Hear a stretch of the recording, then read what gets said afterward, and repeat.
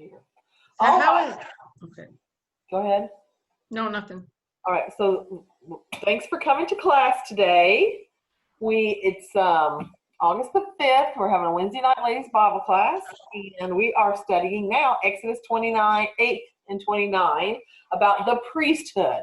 We're going to look today, I was hoping to get through the garments of the priests, which are very detailed in their description, and chapter 28, and then the consecration of the priest in chapter 29, and then talk about, I hope, Jesus and how the priest and the garments are reflected in that they are like a shadow of the substance, which is Jesus. Okay, so how they speak to Jesus, and we'll do that next time. But today we're just going to look at what the Bible has to say about the priesthood in chapters 28 and 29 of Exodus. And this is really God telling Moses what to do for the making of the clothes for the high priest and the other priests, as well as how, setting them apart, consecrating them for service. So I don't want to take the time to read the chapters. Maybe you two both had a chance to read them today. I don't know. I'm probably just going to more or less kind of talk through what it's saying, and then I did have a worksheet for you. But we'll see what we do for that. All right, chapter 28. We know that chapter 27 ended the description of the making of the tabernacle, and he ends chapter 27 ends with Aaron and his son shall tend it, the tabernacle, from evening until morning before the Lord. It shall be a statute forever to their generations on behalf of the children of Israel. And 28 then says, now, this is what I want you to do, Moses. God's speaking to Moses here. Take Aaron, your brother, and his sons with them from among the children of Israel. They may minister to me as priests. Aaron and Aaron's sons, and 4 of them are named here. We know 2 of them are Nadab, Abihu, Eleazar, and Ithamar. Okay, and then he proceeds to tell them what garments the high priest particularly is to wear. That begins with verse 2. First, what do we know about Aaron already? He's his brother. He's Moses' brother. Is he older or younger? Older. Older brother. Good. And what else do we know about him? He was Moses' mouthpiece, so he can speak well. Right. Moses said, I can't do this, Lord. I don't speak well enough, God. So I'll let Aaron be your mouthpiece.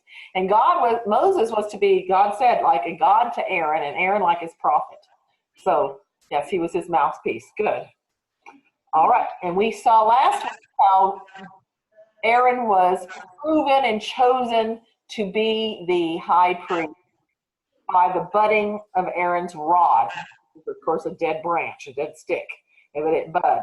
And that proved that God had chosen him to be high priest. And here in verse 2 is really important. Tracy, can you read verse 2, chapter 28, verse 2? And you shall make holy garments for Aaron your brother, for glory and for beauty. Okay, so what 3 words does God use to describe Aaron's priestly clothing? Holy, glory, and beauty. And beauty. So these are going to be very beautiful, ornate clothing that a high priest would wear. And it would speak of his glory, the priest's glory, and God's glory, and the holiness of the high priest, God's holiness, and the beauty. God is a creator of beauty, and he appreciates beauty. And Aaron's robes were designed to be beautiful. Aaron's clothing, or the high priest's clothing. Any comments or questions about that? All right, verse 4 then lists the items of clothing. What are they? Verse 4. Actually, I'm going to show you with the PowerPoint. Let me share that. We'll just, oops, I forgot to share it for switch screen. One more. Share the screen. All right, now here. Here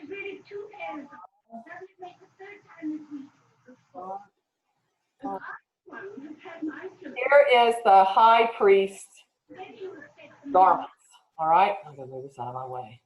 And the Bible tells us that there are 4 items, and we're going to speak about, and really we're going to speak about more than 4, but these are here listed. I said 4 items in verse 4. No, verse 4 lists the items of clothing. Okay, so here they are. A breastplate, which is going to be this thing. Oops. That was good. I'm sorry, I didn't mean to do that. You are screen sharing. Well, where'd it go? Oh, stop sharing, and maybe I can find it. Okay. Now I'm on screen sharing. That, yes. I should be able to, but I don't see it. There it I is. see it. Okay. Can y'all see it big or small right now? Now it's small. All right. I'm trying to find my. That's big. Here it is. Annotate. Okay. Here is the breastplate. The breastplate, an ephod, a robe, a skillfully woven tunic, a turban, and a sash. Okay. So those are the items, the clothing that was to be worn by the high priest. A breastplate, an ephod, a robe, a tunic, a turban, and a sash. 7 items of clothing. And the Bible again says these, so they shall make holy garments for Aaron. And he's going to be the high priest. So he can minister to me. And this is a really good picture, I think, of the, what we sort of imagine. We, of course, have no eyewitnesses to tell us what it looked like, but from the description, this is what people have come up with. And I think it's a good one. Okay, so I chose this picture.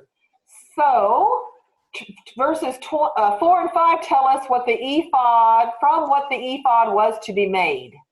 What does it say in verse 5? You want me to read it? Somebody, just, you can look at it and just tell me, what's it to be made of? Gold, blue, purple, and scarlet thread, and fine linen. Fine linen, and the fine linen. And it's to be artistically, verse 6 says, artistically woven, worked, artistically worked. So with those threads, what do you think? We've seen those colors before. What do you think the significance of this ephod woven with all of these colored threads? What do you think that's kind of significant about? Do you have any idea? The tabernacle, the walls and the cherubims and stuff were on the same kind of thing. Made with the same threads. Colors. Mm-hmm. Yes. The colors, we'll probably talk about some of the colors and remind ourselves what those would have represented. And it's very associated with the holy sanctuary of God. Wearing this, he's a part of it, right? And he is going to be holy like the sanctuary of God. That's all I really wanted to say about that. But it's very significant that God told him to wear that. And it doesn't say that they were woven with the cherubim, and they probably weren't since it doesn't mention it. But he definitely were to make the people, I think of those. The colors and the colors of the curtains. Mm-hmm. and the significance of it, and just the magnitude, and because those are very like bold, I mean, good colors for royal. I want to say royalty. Yes, mm-hmm, definitely, and it was beautiful. Here comes Rebecca Kissick, who is Jenny Gully. So she's trying to come in here, right? So, all right. So now, then verses 9 through 14 still talking about the ephod. It talks about the shoulders of the ephod. And then there it tells us in verse 9 that to take 2 onyx stones and engrave on them the names of the sons of Israel.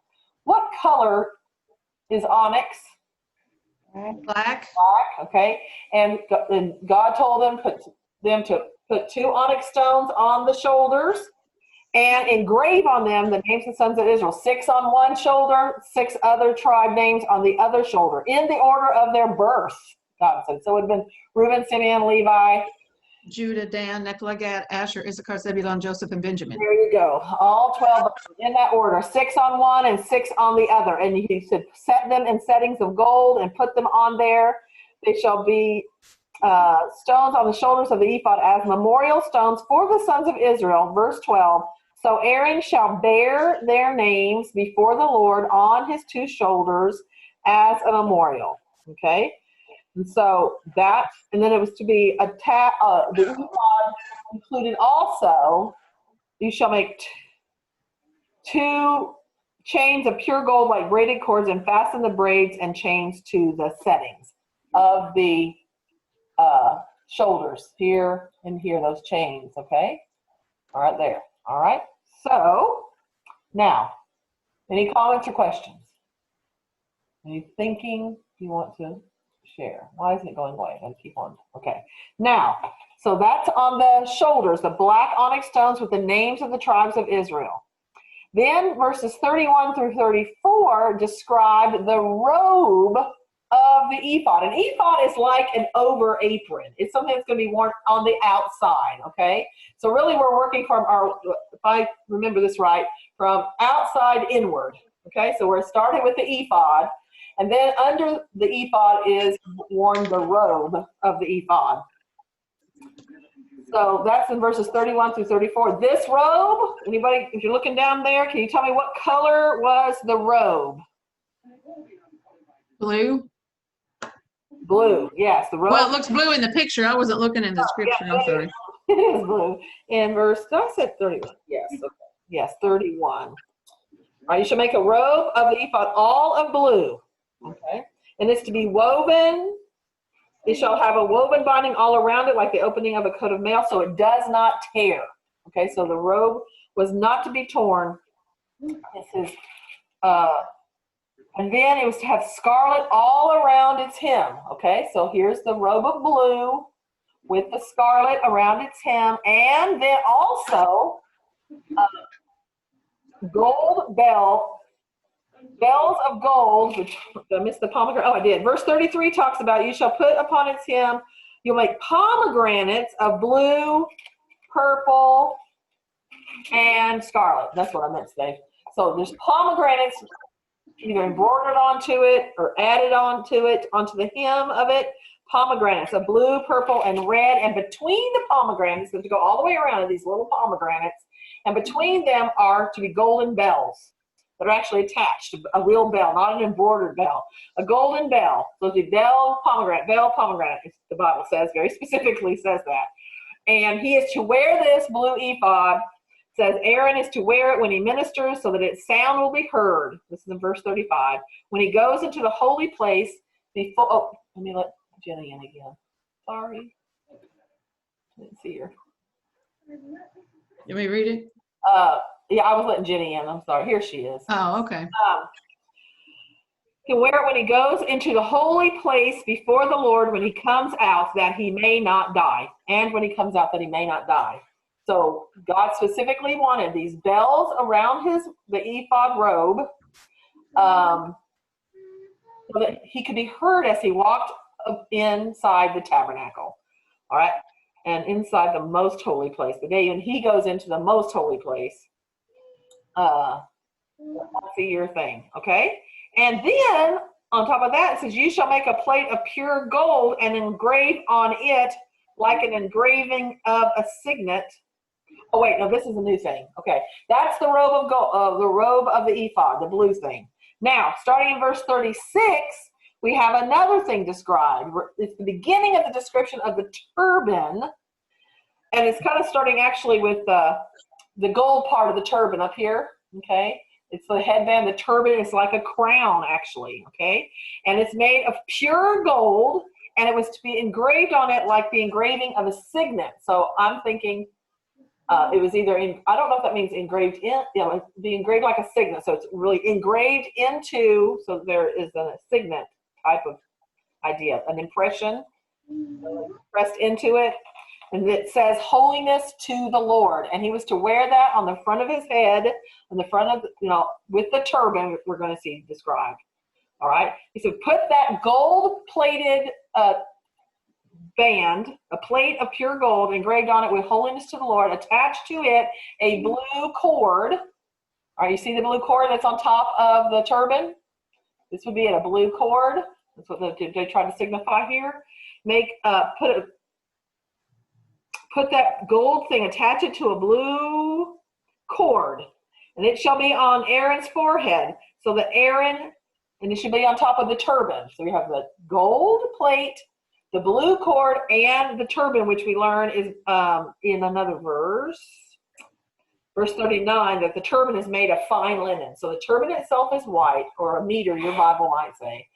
The turban is white. It's got the blue cord on it and the gold band, the pure gold band that says holiness to the Lord. And he's to wear that on his head and forehead. The Bible says, so that, verse 38, that Aaron may bear the iniquity of the holy things which the children of Israel hallow in all their holy gifts. And it shall always be on his forehead, that they may be accepted before the Lord. Okay? So this is a beautiful thing to wear on his head. It shows glory and beauty and holiness, but it's worn so that the people can be accepted before the Lord, and their gifts, their offerings accepted before the Lord. All right, I wanted to try, I wish I could, can you all see me still? You can't see me, I'm just small, all right? I can see you. Okay, any comments or questions about that so far? I'm trying to work our way through this. All right, so let me ask you this. What was written, what was engraved on the pure gold plate or crown that he wore? Holiness to the Lord. Holiness to the Lord. He wore that on his head. All right, very good. And why was this to be worn according to verse 38?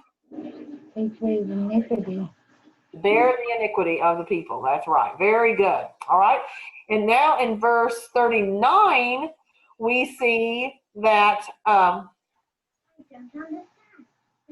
in addition to this, the high priest was to wear a tunic, or your version might say a coat of, verse 39, Fine linen. a fine linen, okay, and you shall, wait a minute, that's still that's the tunic. The tunic of fine linen, and you shall make the turban of that same fine linen. And you shall wear a sash of woven work. So here we see the sash is going to be on the outside. Let me see.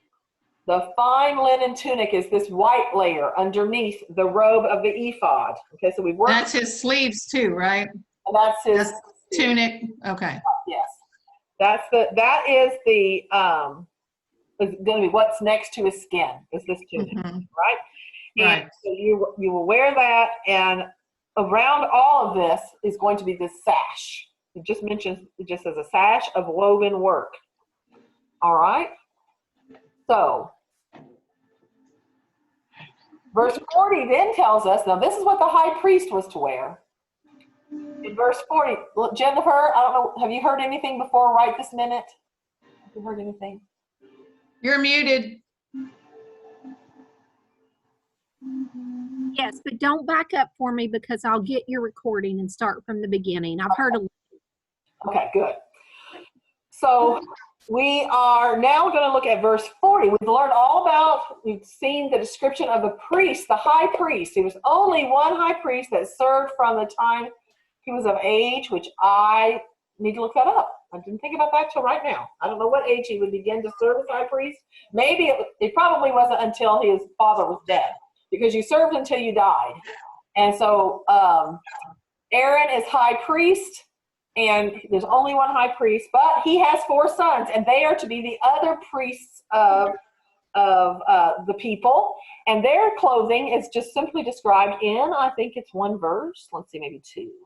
In verse 41, no, verse 40, your sons shall make, for Aaron's sons you shall make tunics, like the white tunic that the high priest wears next to his skin, and you shall make sashes for them, and you shall make hats for them, for glory and beauty. And you shall put them on Aaron your brother and on his sons with him. And then he talks about you're going to anoint them and consecrate them, and we're going to look at that in chapter 29. All right, so and I didn't get a picture of this, but the sons, the priest, other than the high priest, and perhaps the high priest on every day except when he went into the temple. I think that he only wore these clothes when he was serving at the altar or into the temple. All right. They would be wearing, if they were serving in the tabernacle, they're wearing white, pure white, fine linen tunic. All right, that's what covered them, and a sash and a cap. It was simpler than this turban that the high priest wore, but they too wore a cap on their head. And then verse 42, well, look at verse 40. Why does he want them to wear these clothes, according to verse 40? Glory and beauty. For glory and beauty. So he's wanting the glory and the beauty on the priest as well, on the other priests as well. And this, okay? Then in verse 42, we are told of another article of clothing. And glance at that and see what it says they're to wear. Linen breeches. This is the first reference of boxers, right? Yes, exactly. Yes. Boxers or briefs. Boxers, it's probably boxers because it is to go to from the waist to the thighs. So it's probably mid thighs, like they're undergarments. And they were to wear these undergarments whenever they came to serve in the tabernacle. If they came to the altar or they went into the tabernacle itself, they had to have on these undergarments or they would not incur iniquity and die. Okay? So it's very specifically saying, wear this. And it shall be a statute forever to him, Aaron, and his descendants after him. Not merely about the undergarments, but about all of this clothing. This is what they are to wear when they come to serve me. All right? Any questions about this? Okay.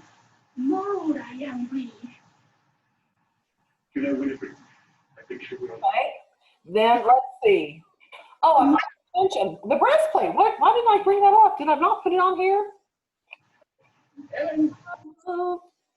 The breastplate's on there. Okay, here it is. It's on here. I was looking at my worksheet, which I don't have ready for you all. Verse number, I do have it. I just didn't get it ready ahead of time. That's in verse 20. 20 and verse 30. Should be in verse 30, what I'm looking at. Well, both of them. Okay. Oh, verse 30 is about the Urim and the Thummim. Verse 20 does talk about the 28 also talks about actually the breastplate. the breastplate. 15, verse 15. You shall make the breastplate of judgment. I forgot to describe that. The breastplate of judgment is made up of this breastplate of gold, and in it, this would make it artistically woven you shall make the breastplate of judgment artistically woven according to the workmanship of the ephod. So it's going to have those same colored threads woven into it. You're going to double it into a square, so it's heavier and thicker. And a span shall be its length, and a span shall be its width, and which be like the span of a man's hand, okay? And in it you will put 3 rows of 4 gemstones. And these, of course, and he names which kind of stones he wants. All right, you shall put stones in it, 4 rows of stones. The first, rows. I have columns. I was thinking columns. Rows. 4 rows of stones, and he names each of the kind of stones. Sardius, topaz, emerald, turquoise, sapphire, diamond, jacinth, agate, amethyst, beryl, onyx, and jasper. You're going to set this in gold settings, and on the stones will be engraved the sons of Israel, the 12 names, like the engravings of a signet, each one with its own name. Each one had one name on it. And you shall make a chain for the breastplate at the end, and like braided cords of pure gold. So he had to wear the breastplate of judgment, the Bible calls it. The breastplate of judgment. And he wore that on his chest. And then also, the Bible That had to be heavy. had to be heavy, yes. Well, that might be significant. I just now thought of it when you said that. Because he's bearing this, the people before God. The judgment of the people. Judgment of the people before God. That would be a heavy thing, wouldn't it? So he's bearing that. And the Bible also mentions this other thing in verse 30. Well, actually, let's look at verse 29. So Aaron shall bear the names of the sons of Israel on the breastplate of judgment over his heart when he goes into the holy place as a memorial before the Lord continually. So he wears it over his heart, bearing the breastplate of judgment as he goes into the tabernacle before the Lord. And then it says in verse 30, you shall put in the breastplate of judgment. So it's probably not seen on the back side, okay? You shall put in the breastplate of judgment the Urim and Thummim, and they shall be over Aaron's heart when he goes in before the Lord. So Aaron shall bear the judgment of the children of Israel over his heart before the Lord continually. And we really What is that? don't really know. No one really knows. It is, most scholars believe, the words Uman and Urim and Thummim mean Lights and the perfections? perfections, yes. It is thought that it could very well be either 2 stones that maybe, or 2 sticks of different, like contrasting colors, like black and white. But it was used as a way, God gives instruction later about that the high priest could use them to divine the will of God in certain aspects, kind of like casting lots, in that he would use them to ask God for if this is his will, something, whatever he brought before him, if this was his will. And by the Urim and the Thummim, he would know this. There's no information about it. That's really all we know, and we don't really know what it was, except lights and perfections. It's people don't really know. That's pretty much all I can tell you. Okay, so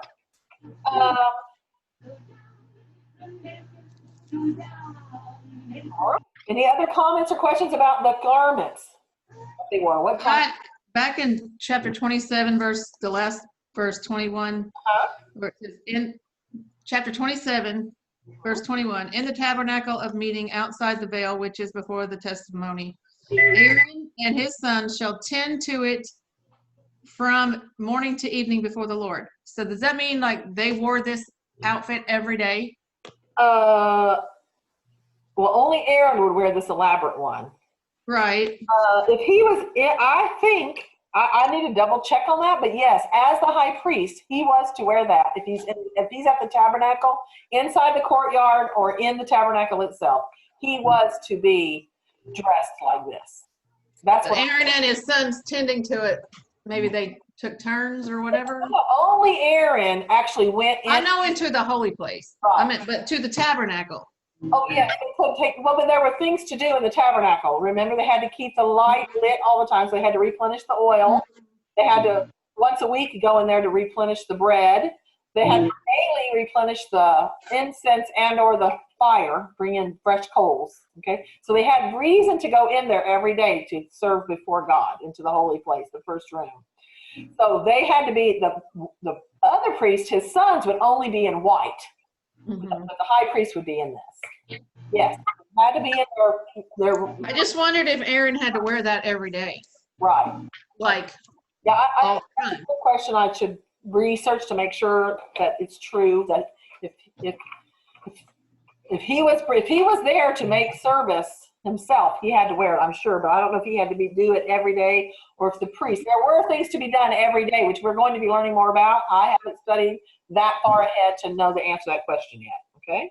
Okay. Write that down though. Did Aaron wear high clothes every day? Like, did he serve every day? All right.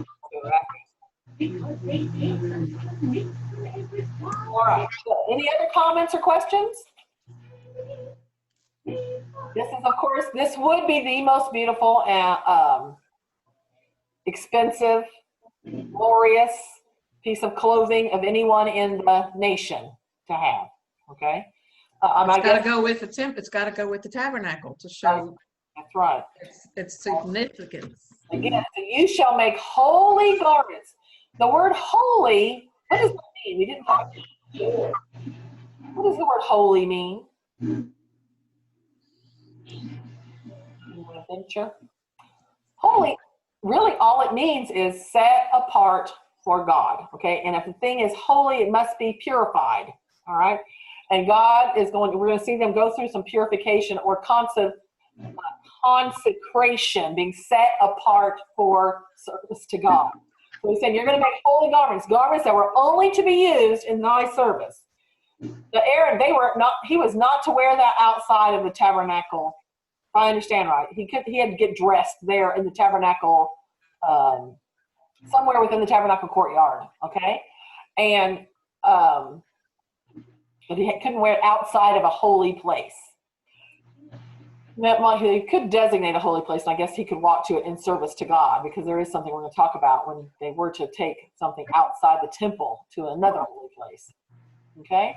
But holy, again, means just set aside for a specific purpose for God. Okay? So you shall make holy garments for Aaron, your brother, for glory and for beauty. All right? Now, let's see. What time is it? 7:45. Okay, well, since it is 7:45, and this really is a good stopping place, I would like to go ahead and stop here today, unless you all have other comments or questions. Next week, we'll pick up chapter 29 and talk about the consecration ceremony, the ordination, we could say, of the high priest, how God said, made them holy. Because again, yeah, God said, make holy garments, and they're going to be serving him, but are they holy in and of themselves, the men? No. No. God's going to set them apart, and they're going to have to go through, I think it's 7 offerings, or let me see, 6 different offerings, a 7-day process of offering 6 different offerings before God, so that they would be then fully consecrated in service to God. And that's what's happening in chapter 29. So what I will do tonight is I'm going to finish this worksheet up. I really just got to put the heading on it and the number of the pages. And I'll post it if you would like to. You can print it off and work ahead and work on chapter 29 before next week's class. 29. All right. Any comments? Okay. Is anyone thinking already ahead about how the high priest might speak of Jesus? Anybody kind of got anything triggering in their heads about that yet? I'm sorry, say that again. Is there anything about what you learned, and you missed most of the high priest garments, Jenny, so this is going to be anything about the high priest garments? It was for the glory and beauty, and Jesus Christ's glory and beauty. Full of glory and truth, which is beautiful. So beauty is the beauty of God. Very good.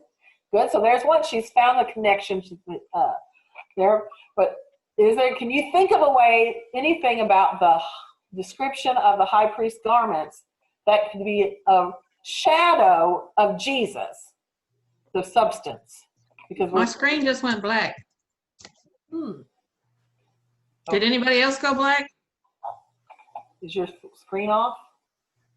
Hello? I don't know how it would be off. Stop screen sharing. Can you see me now? Okay. All right. Okay. Well, if not, Jesus didn't wear elaborate garments. no, he didn't. So that's a very big His contrast. would have just been the tunic. What More about- like. What about the tunic? Think about What that. about it? Well, they took it off of him. Are you talking about that? You take it off of him. And they His cast was lots for him? plain. Pardon, Crystal? His was plain. His was plain, yes, because he wasn't, an elaborate man. But they did put a purple robe on him to They make did fun of him. purple robe on, and you talked about they cast lots. Do you remember why they cast lots? It specifically says why they cast lots for his tunic. Because it was all in one piece. It was all woven as one piece, and I think I forgot to show that to you. Let me see here. Chapter, the robe of ephod. Somewhere it should tell us that it